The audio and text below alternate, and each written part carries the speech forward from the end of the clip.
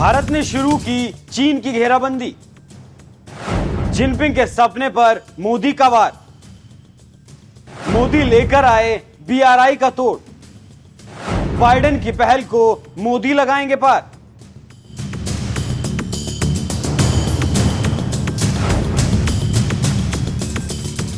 चीन की विस्तारवादी नीति से उसका हर एक पड़ोसी देश परेशान है, यहां तक कि अब तो उसने रूस की जमीन को भी अपना बता दिया है। कर्ज के जाल में देशों को फंसाना उसका पुराना कंडा है। एक और बात जिसे लेकर चीन चौड़ा हुआ जा रहा है वो है उसकी बेल्ट एंड रोड इनिशिएटिव परियोजना।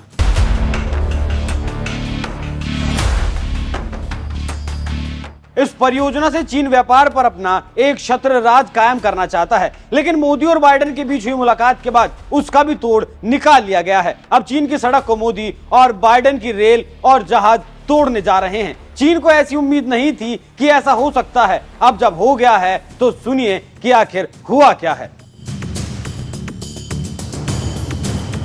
नई दिल्ली में हुआ G20 का समिट ऐतिहासिक रहा, क्योंकि पिछले साल जो G20 बाली में आयोजित किया गया था उसमें जिन मुद्दों पर सहमति नहीं बन सकी थी, हिंदुस्तान की ताकत और मेहनत के बाद उन मुद्दों का भी तोड़ निकाल लिया गया। रूस यूक्रेन का बेहद संवेदनशील माने जाने वाला मुद्दा हो या फिर चीन की बीआरआई का मुद्दा, हर जगह भारत ने अपना झंडा गाड़ दिया है।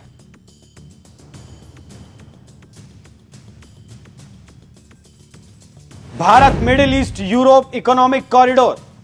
Bharat middle east Europe economic corridor बनाने को लेकर इस समिट में मंजूरी मिल गई है। यह प्रोजेक्ट इतना अहम है कि अमेरिका ने इसकी शुरुआत की और भारत ने इसे अंजाम तक पहुंचाने का जिम्मा उठाया। इस गलियारे को बनाने के लिए कई देशों को जोड़ा गया है। यह project partnership for global infrastructure investment की एक पहल का हिस्सा है। इस प्रोजेक्ट के लिए अमेरिका, सऊदी अरब अमीरात, फ्रांस, जर्मनी, इटली और यूरोपीय संघ ने एक समझौते पर साइन करने के बाद इस प्रोजेक्ट का ऐलान कर दिया है। तो ऐसा कहना गलत नहीं होगा कि चीन रोड में अटका रह गया और भारत रेल और जहाज दौड़ाने की दिशा में काम करने लगा। ये जो इंफ्रास्ट्रक्चर है वो सीधे तौर पर चीन की बेल्ट एंड रोड इनिशिएटिव को चुनौती देने जा रहा है, क्योंकि ये गलियारा एशिया, यूरोप और अफ्रीका में व्यापार क्षेत्र में मील का पत्थर साबित होने वाला है। इसे कहते हैं साइलेंट होकर वायलेंट तरीके से काम करना। चीन अपने प्रोजेक्ट को लेकर चिल्लाता रहा और भारत ने अमेरिका समेत कई देशों के साथ मिलकर चीन की सड़क पर रेल चलाने का काम कर दिया। अब आप पहले देखिए कि चीन की बेल्ट एंड रोड इनिशिएटिव जो प्रोजेक्ट है वो आखिरकार है क्या। बेल्ट एंड रोड इनिशिएटिव चीन के मुताबिक ये एक ऐसी परियोजना है जो पीपल्स रिपब्लिक ऑफ चाइना ने शुरू की है और उसका मकसद है क्षेत्रीय एकीकरण में सुधार, वाणिज्य में बढ़ोतरी और आर्थिक विकास को प्रोत्साहन करने के लिए एशिया को अफ्रीका के साथ भूमि और समुद्री नेटवर्क से जोड़ना है। लेकिन मौजूदा वक्त में चीन की परियोजना खटाई में पड़ती नजर आ रही है। दरअसल चीन की यह परियोजना कई तरीकों के विवादों में घिरी है। इस पर घोटाले, भ्रष्टाचार के आरोप लगे हैं। कई जानकारों का ऐसा मानना है कि ये केवल चीन का कमजोर देशों को अपने कर्जाल में फंसाने का हथकंडा मात्र है, क्योंकि जिन शर्तों पर चीन ने देशों को कर्जा दिया है उन शर्तों को पूरा कर पाना लगभग असंभव काम है। ऐसे उदाहरण के तौर पर पाकिस्तान और श्रीलंका का हाल देख लीजिए। एक कारण यह भी है कि जो कर्जा चीन ने खस्ताहाल देशों को दिया है वो वापस नहीं मिल रहा है और उसमें आने में देरी हो रही है। इसी वजह से इस परियोजना में अब ग्रहण लगता हुआ नजर आता है। लेकिन भारत जो कॉरिडोर बना रहा है उससे वाकई में व्यापार को बढ़ावा मिलने वाला है। व्हाइट हाउस ने जारी किया लेटर।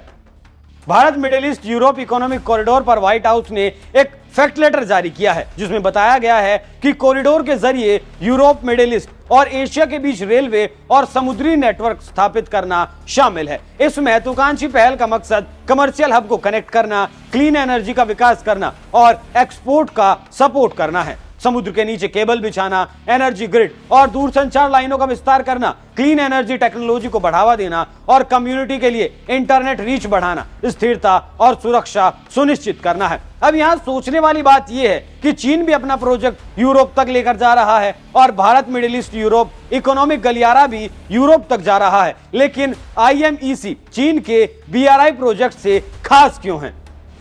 चीन का एक गलियारा, IMEC के 2 गलियारे जिस समझौते पर साइन किए गए हैं उसके मुताबिक IMEC में दो अलग अलग गलियारे बनाए जाएंगे। एक गलियारा भारत को अरब की खाड़ी से जोड़ेगा और दूसरा गलियारा अरब की खाड़ी से यूरोप को जोड़ेगा। इसमें एक रेलवे नेटवर्क होगा और एक समुद्री नेटवर्क होगा। इसमें जो रेलवे नेटवर्क होगा उसे मौजूदा समुद्री और सड़क परिवहन मार्गों के रूप में विश्वसनीय और लागत प्रभावी cross border ship to rail transit सुविधा देने के लिए डिजाइन किया गया है। इस गलियारे से कई पाइपलाइन बिछाने की भी योजना शामिल है। और खास बात यह है कि चीन जहां देशों को कर्ज के जाल में फंसाकर अपना उल्लू सीधा कर रहा है, वहीं IMEC में सभी देशों की क्षेत्रीय अखंडता का पूरा सम्मान किया जाएगा। IMEC पर क्या बोले मोदी?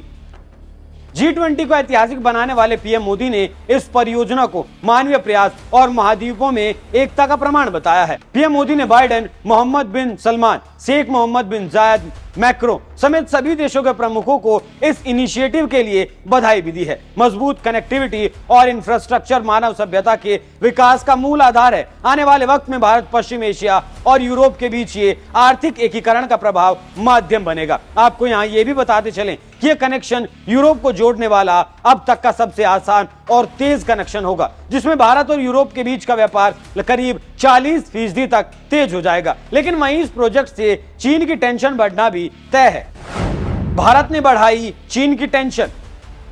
चीन ने अपना BRI प्रोजेक्ट 10 साल पहले शुरू किया था, मतलब साल 2013 में उसने शुरू किया था, जब चीनी राष्ट्रपति ने अपनी महत्वाकांक्षी परियोजना की शुरुआत की थी। लेकिन ये काम अब तक पूरा नहीं हो सका है, क्योंकि इस प्रोजेक्ट को तो लोग चीन के कर्ज के जाल के रूप में देखते हैं। चीन को इस प्रोजेक्ट को लेकर बड़ा झटका भी लगा है, और वो झटका दिया है इटली ने। इटली ऐसा पहला देश था G7 का जिसने उस परियोजना में चीन का साथ दिया था और चीन के साथ शामिल होने का ऐलान किया था। हालांकि इटली ने अब इसे छोड़ने के संकेत भी दे दिए हैं, और झटका भी ये ऐसे वक्त में लगा है जब अगले ही महीने जिनपिंग BRI पर चर्चा करने वाले हैं। विश्व के तमाम बड़े नेताओं को उन्होंने चीन आने का न्योता भेजा है, और चीन के इस कार्यक्रम में रूसी राष्ट्रपति व्लादिमीर पुतिन भी शामिल होने वाले हैं, जो भारत के G20 में शामिल होने के लिए नहीं आए थे। तो ऐसे में यह कहना गलत नहीं होगा कि भारत ने जो जाल बिछाया है उसमें चीन अब फंसने वाला है। झटके तो लगने भी शुरू हो गए हैं, और कहना यह भी गलत नहीं होगा कि जो देश चीन के कर्ज के जाल में फंसे हैं उन्हें भी भारत के रूप में अब एकमात्र सहारा दिख रहा है। तो भारत जिस प्रोजेक्ट का